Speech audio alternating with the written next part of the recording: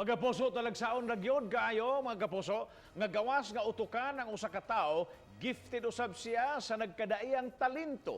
Sama na lang niining usa ka estudyante nga gawas nga usa siya ka consistent honor student, basketball varsity player usab siya. Kinsa ka kining certified Bata'ng Bisdak ato siyang Ila-ilahon, pinaagi ni ining report.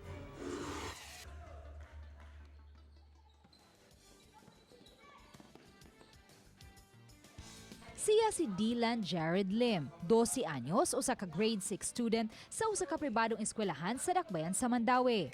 Tungod sa iyang kamahiligon sa basketball, misud siya isip varsity player sukad grade school pa siya. Gani, lakip siya sa mukumpit sunod semana sa Siveraa sa Dumaguete City.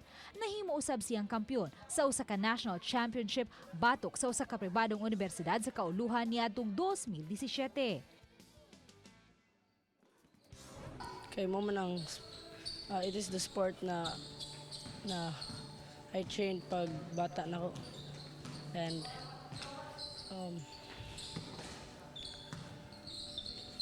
I like the sport comparing to other sports.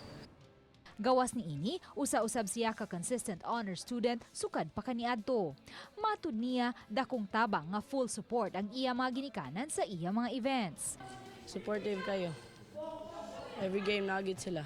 Si Jared, usa-usab ka miyembro sa choir sa ilang eskwelahan. Og nahimong kampyon sa Rubik's Cube ni atong grade 5 og first runner-up sa miaging tuig. Hard training, jogging, dribbling, shooting, and mga strengthening na practices. Si Jared, usa lamang sa kabataan nga angayan natong himuong maayong ehemplo. Uban ni Demi Hernani ug Juvel Obiso, Luan Merondina, Balitang Bisdak.